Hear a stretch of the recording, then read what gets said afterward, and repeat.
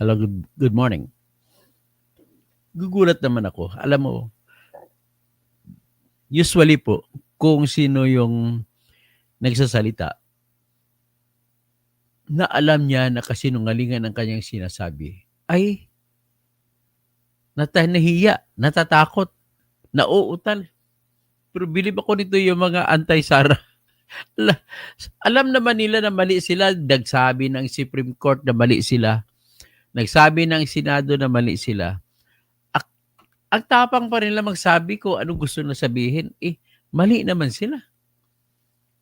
Tapos may gana pa magsabi na sila yung taong bayan.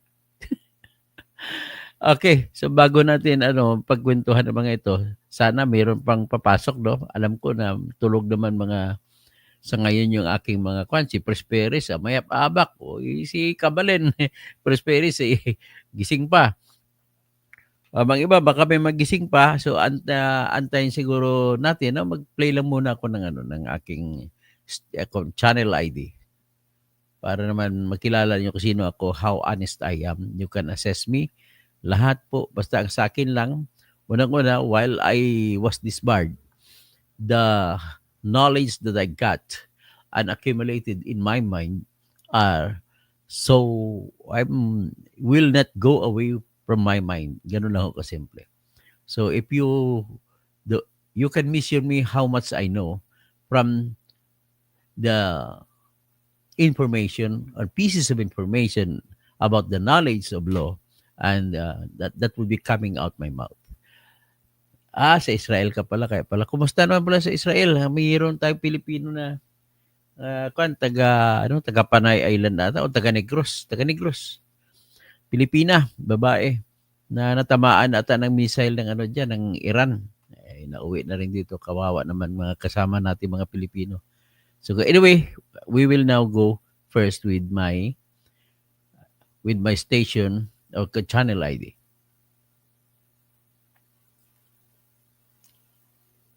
So ito po 'yon.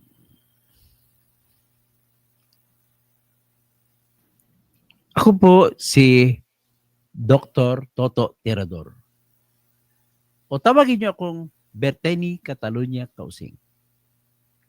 Ako po ay nagtapos ng aking abogasiya bilang iskolar ng Maynila sa College of Law ng Pamantasan ng Lungsod ng Maynila noong March 2005. At kumuha ko ng bar exam noong September 2005 na isa sa pinakamahirap na eksaminasyon na nangyari sa bar exam history, at ako'y nakapasa kagad. At siyam kaming magkaklase, 8 kami nakapasa. Isang record yan sa panahon na yon. At ako rin po ay gumraduate bilang isang consistent na full scholar sa Mindanao State University, Marawi City noong 1988 sa kursong Bachelor of Science in Civil Engineering. Kaya ako po ay lisensyadong civil engineer din. Ako po ay nagkaroon ng karanasan bilang isang editor ng People's Journal Tonight sa loob ng 15 taon. At bago niyan, nagsimula po ako sa pagiging sports writer. Pagkatapos niyan, ako ay nagtuloy sa abogasiya. Magandang umaga, Elsa. Aking Bernaldo Godal. Karanasan, at diyan ko nakukuha ang aking katalinuhan sa pagtingin ng mga issue sa batas at bayan. Kaya po tayo ay umiikot-ikot sa mga issue ng katarungan, katotohanan, at bayan. Kaya samahan niyo po ako sa aking programa. Ay, tika pala. Nais ko lang magiging isang honest na tao. Ako po ay na-disbar noong 2023. Sapagkat po, ang rason na ginamit ng Supreme Court, mali daw yun yung aking ginawa na pag-post sa Facebook ng reklamo na plunder na aking ginawa. At yun naman daw ay bawal daw kapag hindi pa naisampa sa ombudsman. Pero naisampa ko rin pagkatapos ng huling araw ng Enero 2019. Okay? Tara na, pakinggan niyo po ako. So, okay. So, ang topic pa natin ay napakarami nila. Mabibilig ka lang, namamangha lang ako. At ito ba mga taong ito ang tinutukoy ko ba panay mga matatalino. Sa mga hanay nila, yung mga matatalino, nakita ko po yung hanay ng mga dating Chief Justice, dating Justice at dalawang dating Chief Justice, ay nagme-mellow down na sila. Ibig sabihin po, ay kung nagme-mellow down sila, ay kinikilala na rin nila ang katotohanan na talagang dapat sabihin na, aminin nila na mali sila. Ladies and gentlemen, talagang maling-mali po sila lahat ng mga gustong pumasok kay Sara Duterte. Ang sa akin lang po dito, hindi natin pinag-usapan kung guilty man o hindi si Sara Duterte. Ang pinag-usapan po rito ay, sabi ng Supreme Court, maganda man ang inyong pakay, mali naman ang inyong pamamaraan, ay hindi pwede. So, bakit kasi ganun din, very fair, hanga rin ako kay Bongbong Marcos, kay BBM. Sinabi ni BBM, ay tama lang yun man. Kumbaga parang inaamin niya na tama din ang decision, pero hindi naman po ibig sabihin ay decision ng Supreme Court at ng Senate ay dapat mong kamuhian sapagkat kinikilala rin ng decision ng Senate na i-archive na may posibilidad pa rin na baka mabago yung decision ng Supreme Court. Yung Supreme Court naman, pag binasa mo, sa totoo lang panindigan ko yan, tama po yung decision ng Supreme Court. At ang tingin ko po sa mga nagsasabi na hindi tama ay sila yung mga tao na walang ibang pakay kundi yung ulo ni Sara Duterte. Ganun lamang po. Kasi kung nagkataon na si Hitler ang sinasaktal, gagawin ng lahat kahit na bawal, titirahin na para matanggal. Ganun po ang pakiwari ko sa kanila. Never mind the procedure. Parang Machiavellian ang theory nila eh. As long as they can achieve the goal, never mind the injustices that they did in so achieving the noble goal. So, tama ba yan? Sabi nga ng Supreme Court, hindi pwede. Hindi naman nag-decision si Supreme Court kung totoo o hindi yung mga akusasyon laban kay Sara. What just the Supreme Court did, Tagalogin natin, ang sinabi lang ng Supreme Court, pwede nyo lang isampa naman ulit ito sa February 6, 2026, which is only 6 months away from now. Hindi pa kayo magkapaghintay? If I were you, kung ako sa inyo, ay magandang umaga, Joe Pau Gasol. Kung ako pa sa inyo, mga kalaban ni Sara, sa totoo lang, ang hinahabol ninyo ay ang ulo ni Sara. Hindi po yung totoong katotohanan na gusto nyong impeachment. The fact na gusto nyo pang itutuloy kahit na alam ko na intindihan na ninyo na wala kayong basihan sa batas na itutuloy, anyit itutuloy ninyo. At galit na galit pa kayo. So ang tawag ko sa inyo ngayon mga brave liars, mga matatapang sa kasinungalingan. O, andyan si Deleva, isa-isa natin, si Risa Hontiveros, si Kiko Pangilinan, si Bam Aquino, si Tito Soto, sino pa? Ang nakita ko nga si Lenny hindi nagsasalita eh. Kaya hawa ako kay Lenny. Si Trillanes, kung ano namang pinagsasabi. At dahil natalo na siya, nagpalabas naman ng kwento na magpapalabas ng arrest warrant ang ICC, arestuhin si Sara, arestuhin si Bato, arestuhin si Bungo, kung ano-ano pinagsasabi niya. At marami pang sino bang ibang mga, yung mga pari na yun nadamay nila, nasama nila, ay naniniwala tuloy pari kasi okay lang ang mga pari po kasi mapapatawad ko sila at hindi naman nila alam ang batas. Ang problema ko ay sa mga taong nakakaalam ng batas, anyet pinaglalaban pa rin, ibig sabihin po may malisya na kayo. Meron na kayong ibang sadya kung bakit kayo nagpapatuloy sa ibang bagay na alam niyo naman na mali ay pinagpapatuloy niyo pa rin. Kagaya na kay Percy Sindanya, matalino ka rin kahit hindi ka abogado kasi gumraduate ka sa UP Diliman. And yet, you refuse to acknowledge the truth and the fact that you were in the wrong side of history. Ganun, sino pang iba? Marami pang iba, no? Si Chel Jokno, abogadong magaling. Si Jokno, bloodline yan, matatalino yung mga Jokno. Pero bakit lumalabas po, sorry to tell you, lahat po kayo ay lumalabas na bobo. Kahit nga si Chief Justice Renato Puno, lumabas sa akin mga bobo. Ibig ba sabihin yan, Chief Justice, nung kayo po ay Chief Justice, o pareho na rin kayo ni Conchita Carpio Morales. Pareho din kayo ni dating Justice Antonio Carpio, dating Justice Adolfo Ascona, dating Comelec Commissioner si Rene Sarmiento, si dating Comelec Chairman na gumawa ng Constitution, si Attorney Christian Monson. Marami kayo na nagsasabi na mali. O ito pa, sino pang, si Christian Esguerra, halata ko rin na kumukontra kay Sara kahit na he is trying to be fair, to show that he is fair. Ito pa si Attorney Barry Gutierrez, spokesman dati ni Attorney Lenny Robredo, ay lumalabas na, alam naman niya kung anong tama, anong mali. Bakit pinaglalaban pa rin na mali ang Supreme Court, mali ang Senado? Si Kiko, abogado siya. Alam niya yan kasi abogado siya.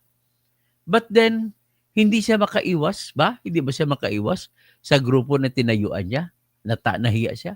But then, he is the lawyer. He is an officer of the court. He must fight for the court.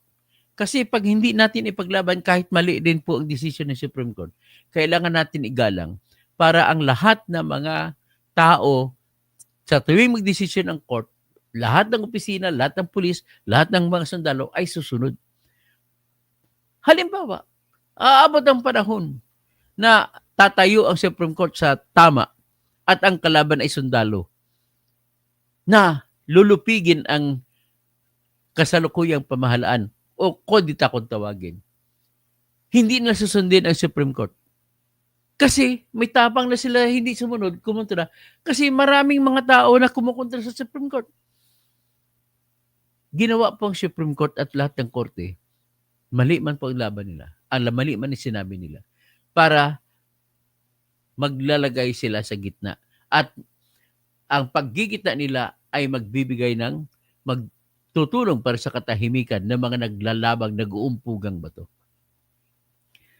Dito, ipalabas ko, kagaya ni Risa Hontiveros, sa kanyang pagkikipaglaban, meron din siyang weakness, kagaya rin ni Erwin Tulfo, na kasinungalingan, na sinabi niya na yung kapitan na ng Wakwak Green Hills Barangay ay binigyan daw ng clearance yung isang developer na bumili ng magpapatayo ng mall dyan sa sakop sa Wakwak Green Hills sa Shaw Boulevard. Kasinungalingan ni Erwin yun. Ibig sabihin, hindi siya nagbe-verify, hindi nag-check ng kanyang detalye. Nung sinabi niya na nabahidan ng sarapi ata yung barangay kapitan sa Wakwak. Ganon din na si Risa Hontiveros. Tira na hindi bala ni-check. Ang problema kay Risa Hontiveros, masyadong naniniwala sa AI. Anong AI ginamit mo? ChatGPT? Copilot? Siguro nag-ChatGPT ka, searching kung ano yung unanimous decision ng Supreme Court na kung saan ay nabaliktad. At lumabas sa ChatGPT mo na nilalabas ay ang League of Cities, League of Municipalities, League of Cities versus Comelec. Ayun, tama. ChatGPT Queen. Sabi ni Tambonjing. Huwag kayo maniwala sa ChatGPT. No? May sasabihin na po ako sa inyo sa ChatGPT. Maraming abogado sa England, sa London, ang pinagalitan ng mga korte sa London. Bakit po? Alam mo, ang tatamad na ng mga abogado ron, gagawa sila ng pleading para sa kanilang kliyente. Saan sila kumukuha? Nabigyan lang sa AI lang. Siguro ChatGPT man, gagawa na lang ng pleading ang ChatGPT o di kay Copilot. Pagkatapos kopyahin, alam mo, na isa-experience ko po sa research. Sa legal research ko, ginagamit ko ang ChatGPT. Ginagamit kong Copilot. At gagamitin ko rin ibang mga AI. At tawag dyan, artificial intelligence. Alam mo, mali pa rin ang mga detalye nila. Kaya kung hindi mo i-check, madadali ka, baka mumurahin ka ng Supreme Court o mumurahin ka ng RTC. Ganun po mangyari. So, sabi nga ni Mercy Narbasa Suzuki, mga bubo kasi sila, Dr. Toto, alam na nila ang mali, pilit nilang binabaluktot. Dahil sa pagkakagahama nila sa pera ng bayan at nawala ko. At kagandahan sa kapangyarihan, kaya ayaw na nila ng tamang batas. Tambunjing, ChatGPT Queen, si Risa Ontiveros. Tapos si D, ChatGPT na lang palagamit, hindi na man lang naghanap ng legit na documents.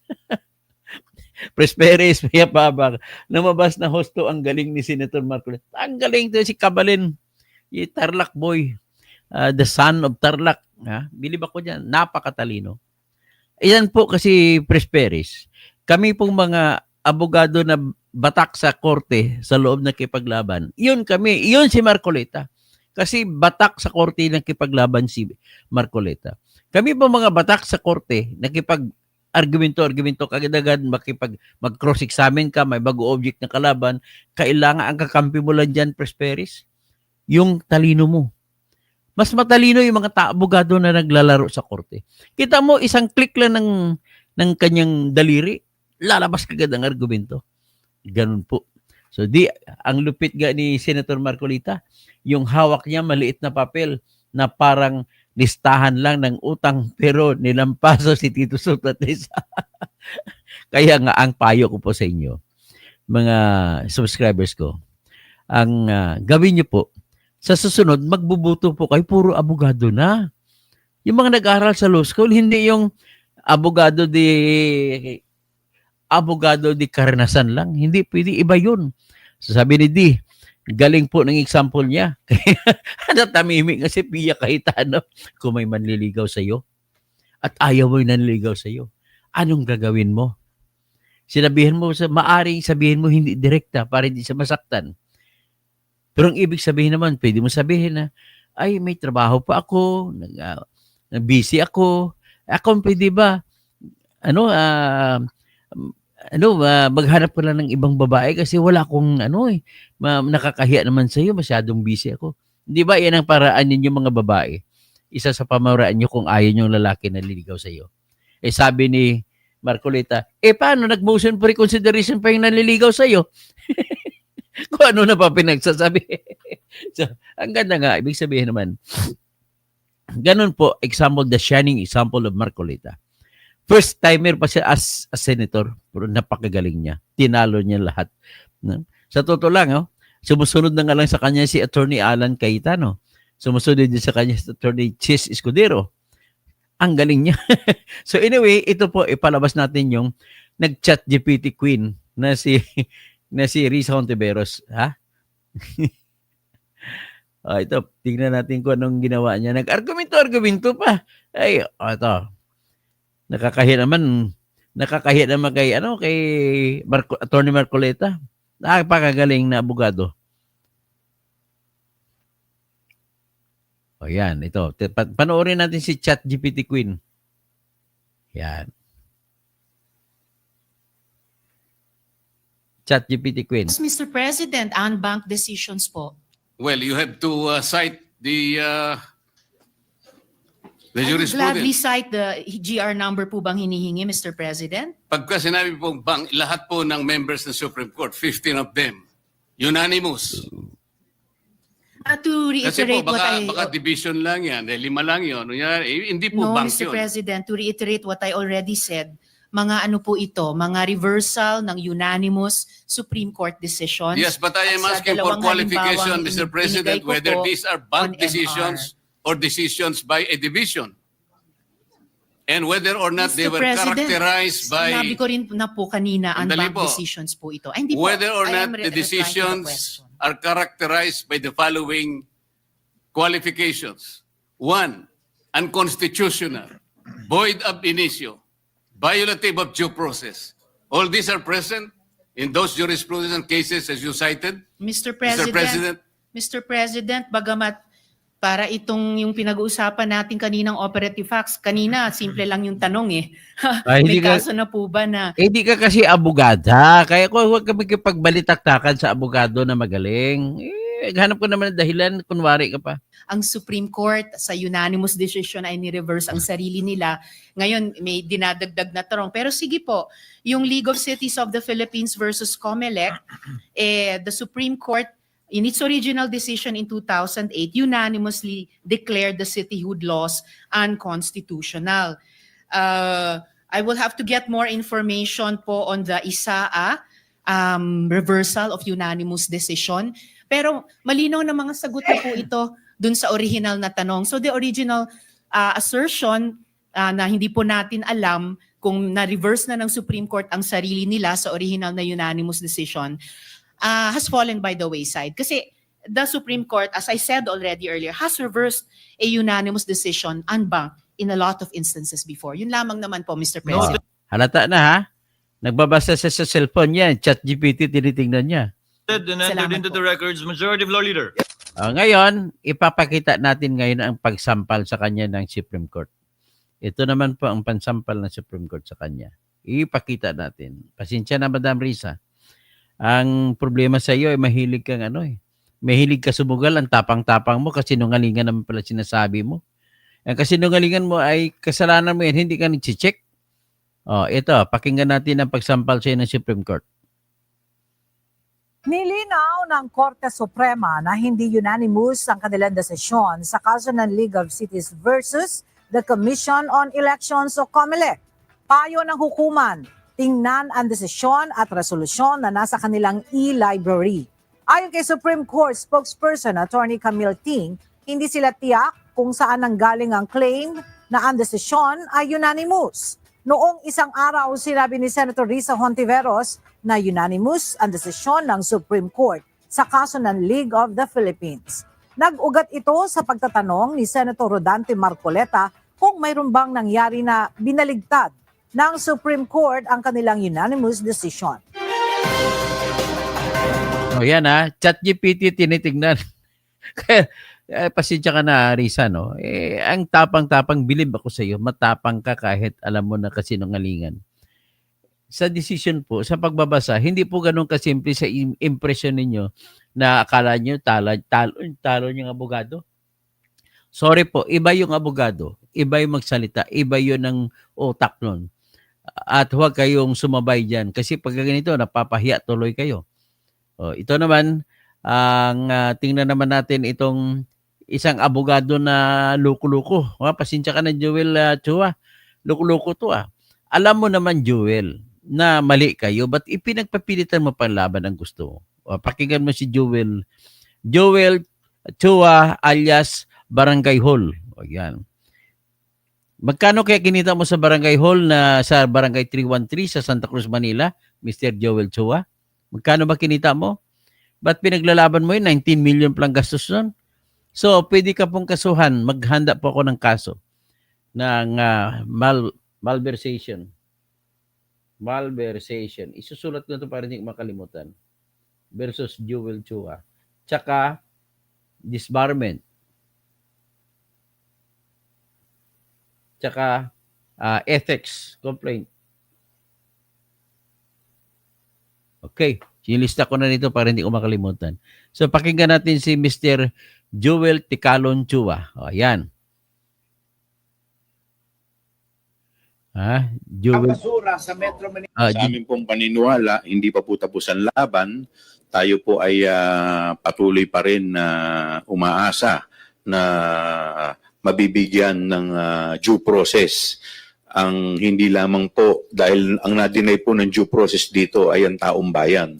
Kaya tayo po ay umaasa na ito po ay pakikinggan tayo, lalong-lalo na po yung motion for reconsideration na amin pong inihain sa Korte.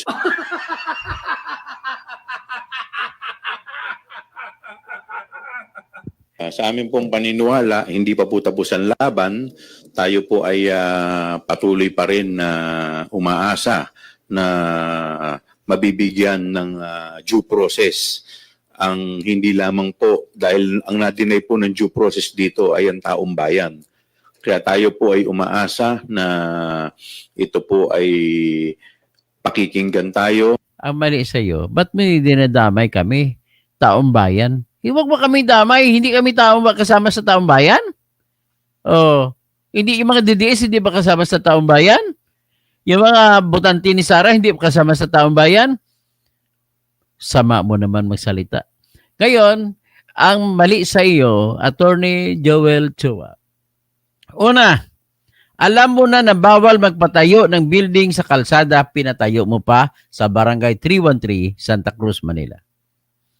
Pangalawa, alam mo na bawal magpatayo ng building na walang building permit, ay pinahintulutan mo pa nagpatayo ng tinatawag mo na multi-purpose building. Paano nangyari yun? At alam mo na, pangatlo, ng perang yun ay galing sa General Appropriations Act na gagaling sa bulsa ng buong Pilipinas. Bali, yan po ay nanggaling sa coffers ng gobyerno natin. At ibinigay lang para sa pamamaraan sa iyo at pinatayo mo ng multi-purpose building at doon sa sidewalk, doon sa bangketa. So, bangketa, barangay hall ang nangyari dyan.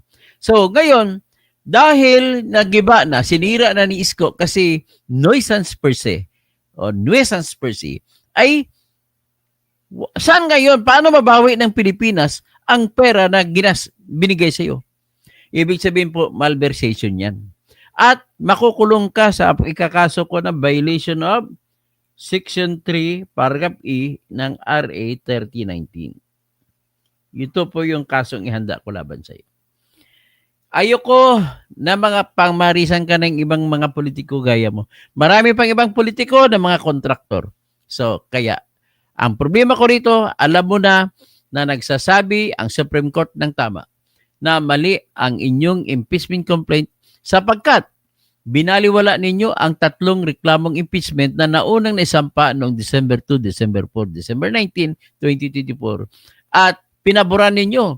Mumili kayo na inuna ninyo ang number 4 na articles of impeachment na ginawa ninyo. At wala kayong, alam mo naman na wala kayong kapangyarihan bilang isang abogado, na wala kayong kapangyarihan mamili kung alin doon sa articles of impeachment ang inyong pagbibigyan.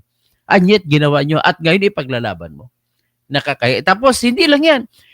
Binasura na ng tahasan ng Supreme Court at sinabi ng Supreme Court na mali yung sinasabi na namili kayo sa pang-apat. At yet, magpipikit lang mata nyo, sasara nyo mata nyo sa tatlong impeachment complaint. At lumabas lang katotoo. Nilabas ni Senator Rodante Marcoleta ang ebidensya na hindi nyo pala kilalendaryo. Kunwari lang kayo na hinabol nyo additional referential business ang tawag ninyo. So, believe naman ako sa lakas ng tapang mo. Ang nakakahiya yung mga ginagawa nyo, ipinaglalaban mo. Yan ang problema dyan sa iyo. O, dako naman tayo dito sa iba pa. Ay, what is important is nakabalik tayo.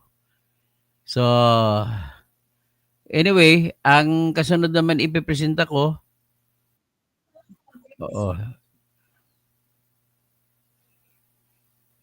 ito papakita ko naman si Madam Leila.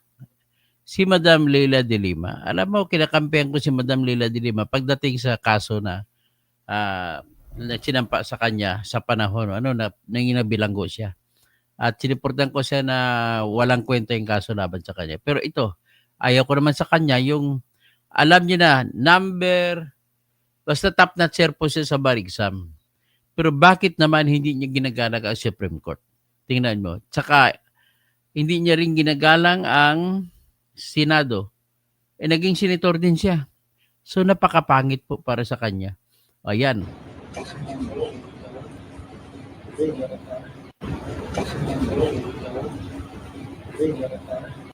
So, yan ha. Pinapakita ko lang kung sino siya. Oh, yan. Ang kanyang kalidad. Ang problema niya ay siya yung isa sa pinakauna sa unang reklamo na may petsa na December 2, 2027 at 2024. Siya po isa sa mga nag-complain dyan. Kasama niya si Chel Jokno. At alam niya yung kanyang reklamo na sinampa noong December 2, 2024 ay veripikado. Kasi pinirmahan nila yung verification na kung saan tahasang sinasabi nila sa kanilang sinumpang salaysay na nabasa nila ang reklamo na ginawa nila at naintindihan nila itong lahat at yun po ay bunga ng kanilang personal na alam sa kaso. At kung ang hindi man na personal na alam ay hango po sa authentic na records. With that, dapat alam niya pinaglaban niya yung kanyang reklamo na sinampa at hindi inaksyonan. So alam niya na hindi inaksyonan. Bagkus, alam niya na kasinungalingan para sabihin na inaksyonan. Kasi yung records nga ng nahawak ni Rodante Marcoleta na nagsasabi ay nagsasabi ng records ay nagpapakita po na hindi nila kinalendaryo. So kung ganun, pinaglalaban pa niya yan. Nakakahiya. Alam niya na mali yung ginagawa niya, pinaglalaban pa niya. Kundi, ano meron dito? Ang galit lamang nito sa mga Duterte ang namamayani. Katwiran ba yan na dahil ikaw ay inapi ni Duterte nung ikaw binilanggo para ikaw ay kukontrahin mo si Supreme Court? Kukontrahin mo. Alam mo, siya pinakauna nagmura sa Supreme Court. Sinabayan siya ni Percy Sindanya na congresswoman. Ay, hindi ko alam congresswoman yun, congressman. Na sinabi niya Supreme Cuddler daw ang Supreme Court. Sinabayan din ni Atty. Chiljuk, no? Buti hindi siya kinasuhan. Sino pa ba si itong Richard Hidarian na to na kolumnista ng Inquirer? Na magaling naman siya, kaya lang sa sobrang galit niya, namura niya Supreme Court. Si Larry Gadon, minura niya Supreme Court ng mga Dutertards. Ang Supreme Court Justices. So, yan po yung mga nakikita niyo.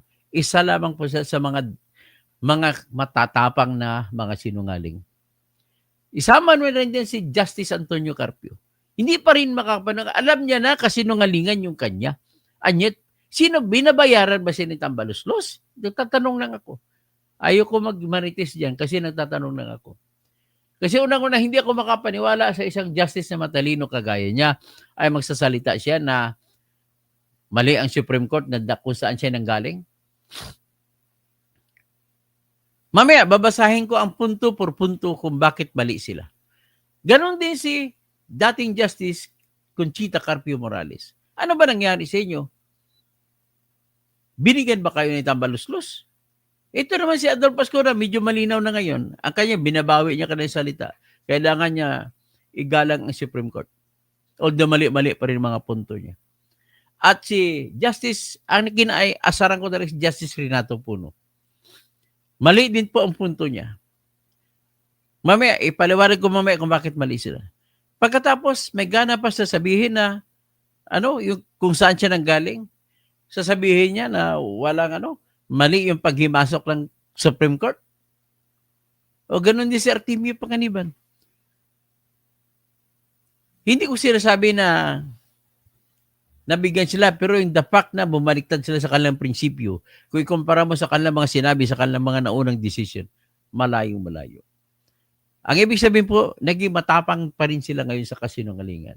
At isa lamang ang ibig sabihin niyan. May kinikita siya na. So, ito ngayon, babasahin ko sa inyo ang tama. Ito po, itong sasabihin ko sa inyo na ito po ang tama. Tinatilan ko ito na a lecture for attorneys who cry against the Supreme Court and the Senate. I am compelled to post this note to promote understanding to all Filipinos, particularly the lawyers who, it seems to be, do not understand the law or who intentionally loudly oppose despite knowledge that they are wrong. Except for those who are innocently ignorant of the laws, all of them do not agree with. Letter A, the Supreme Court in declaring the fourth impeachment complaint null and void and barred by the 1-year ban. And the Senate in archiving the same impeachment complaint subject to the decision of the Supreme Court. Sabi ko, pasensya na, Atty. Barry Gutierrez at Christian Esguerra na vlogger. Mali po kayo sa pinagsasabi na overreach. These are the undisputed facts. Ibig sabihin yung mga facts na hindi mo pwedeng kontrahin kasi totoo. Number 1, Section 3, Paragraph 1 of Article 11 of the Constitution, the House of Representatives shall have the exclusive power to initiate all cases of impeachment. Yan ang sinabi sa Section 3, Paragraph 1. Na may sulong kapangyarihan ang House of Representatives pag umpisa ng impeachment. Number 2, Section 3, Paragraph 6 of Article 11, the Senate shall have the sole power to try and decide all in cases of impeachment. Sinabi rito na yung Senado ang may sulong kapangyarihan para sa paglilitis at pagdesisyon sa mga kaso ng impeachment. These are the provisions that give exclusive power to the House of Representatives to initiate an impeachment case, and the exclusive power to the Senate to try and decide all impeachment cases. But you cannot deny, sabi ko sa kanila, you cannot deny the undisputed fact that there exists Section 3, Paragraph 2 of Article 11. A verified complaint for impeachment filed shall be included in the order of business of the House of Representatives within 10 session days and referred to the proper committee within 3 session days thereafter. The specific provision on the initiation to be done by the House must comply with the limitations stated in Section 3, Paragraph 2 of Article 11, which says, number 1, verified. The complaint must be verified. This means that the complainant read all the statements written in the impeachment complaint. Letter B, that the complainant understood all the statements. Letter C, the complainant personally knows all the statements. Letter D, the complainant personally knows that all other statements that he does not know, and the annexes to prove the statements of facts were taken from authentic records. This means that if the complaint for impeachment is not verified, then it cannot be accepted by the House and hence cannot cause to bar the filing of subsequent impeachment complaint. If the House of Reps gives due course to the impeachment complaint not verified or with defective verification justifies the Supreme Court to intervene and stop the impeachment proceedings in the House of Representatives or in the Senate if the same has been elevated to the Senate. Number 2, shall be included in the order of business within 10 session days. This is simple to understand and self-explanatory. That is obligatory for the House, not the Speaker or not the Secretary General. Letter A of that 10-day session days. That a violation by the House of Reps, like sitting on the complaint filed, is not allowed by means of not acting on it is not allowed, and it gives the Supreme Court the power to intervene upon a complaint filed by the official being sought to be impeached or by any citizen. Letter B, that a violation by the House of Reps of failure to include the impeachment complaint in the order of business of the House of Reps within 10 session days gives power to the Supreme Court to intervene upon a complaint of the affected party who may be any citizen other than the official being charged. Letter C, that a violation by the House of Representatives of failure to refer the impeachment complaint to the proper committee within 3 session days after the same impeachment complaint is placed in the order of business of the House of Representatives gives power to the Supreme Court to intervene upon a complaint of the affected party who may be any citizen other than the official being charged. Conclusion, the power of the House of Representatives to initiate an impeachment complaint and the power of the Senate to try the same impeachment complaint are not absolute, and these are subject to the limitations stated in Section 3, Paragraph 2 of Article 11. So, tama. Ayan. So, dapat naintindihan na nila yan. At alam ko naintindihan nila yan. Don't tell me na hindi nila alam. So, God bless you, Tata Likop. So, Doc Toto, ito mismong sinabi ni sa timeline na dapat ginawa ng Congress sa DZMM. Title BP, Duterte has 10 days to respond to impeachment. Raps Solon anong ganap December 7, 2024. I mean, nalabas na pala December 7. Di bale, balikan na lang natin yan. Si Pastor Rodi Rabi, Cassandra Daisy, call out naman ang Supreme Court. Si Senator Reza na mali ang isang kaso na hindi naman unanimous decision. Yeah. Sige, ang isa pa sa nag-ano doon, what is funny, ang nag-dissent, ang hindi bumuto diyan sa isa sa mga hindi bumuto sa League of Cities ay si Justice Antonio Carpio. Nakakatawa. Ting Patobs. Takbo po kayo sa 2020 for Senator under PDP laban. Susubukan natin. Kung tatanggapin lang ako, bakit hindi? Ting Patobs, Sir Tuto, bilib ako sa tapang mo at talino. God bless, watching from Mindoro. O Oriental ba o si Occidental? Soledad Mueller, Chua, galang mo si abogado ka din. Soledad Mueller, Chua, dakdak ka ng dakdak. Sagutin mo si Yorme Isko. Tapos, Florinda, ilalabas yan ng ECI. Alam nila magagalit ang taong bayan kay Attorney Kausing. Didis, kapala, ayoko na makinig sa iyo. Kumakampi ka sa demonyo. Ay, ano bang pruweba mo demonyo ang kinakampihan ko? Ang kinakampihan ko po yung inaapi sa batas. Okay, Florinda? Wala namang problema kung umalis ka. Ang ikaw naman, sana naman ay naniniwala ka sa mga tama, hindi sa mali. Ang kinalabas ko rito, sinasabi ko rito, tama. Mali po sila pag sinabi nila na mali ang Supreme Court. Mali po sila pag sinabi nila na mali ang Senado. So, Cassandra Daisy, sa Sen. Marcolita, Taong Bayan at Akbayan, ay wag nyo idamay ang Taong Bayan. Hindi kami, may tao rin kami, Taong Bayan din kami, kasama kami sa Taong Bayan. Bakit sinabing Taong Bayan ay kontra sa ginawa ng Senado at saka ng Supreme Court? Lalot Chesole, Chua, marami kaming Taong Bayan, piling mo, kayo lang Taong Bayan. At tapos Lalot Chesole, kaming Pro Duterte, takot sa impeachment.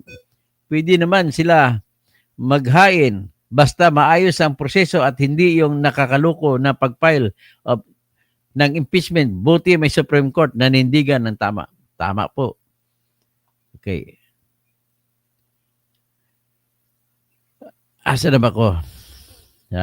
Cassandra Daisy, baka nanood ng Supreme Court kaya nakita ang mali ng kaso sinabi ni Risa. Salvar Kapinpin, Paris, France, watching. Nice explanation. Salamat po, Salvar. Magandang ano bang araw na ngayon? Anong oras na ba ngayon niya sa Paris, France? The lovers in Paris na story. Tata Likop, God bless you always, attorney. Dr. Toto, mismo sinabi ng timeline, okay.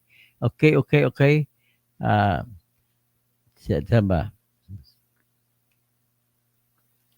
Okay, Presperis lumabas ng gustong galing ni Senator Marcolita. Tapos ang sumasalungat na piling artista kumakapit sa ChatGPT. Ang kalaban ni Attorney Marcolita ay ChatGPT. Tapos ChatGPT na lang pala gamit, hindi man lang naghanap ng legit na documents. Tambunjing, hindi naman lang nag-effort na mag-prompt engineer sa ChatGPT. Okay, Tabi Chavez, gani, attorney engineer, parang papalabasin tuloy ng mga legal luminaries na yan. Ang legal luminaries, ang tawag niyan, legal mercenaries. Yan.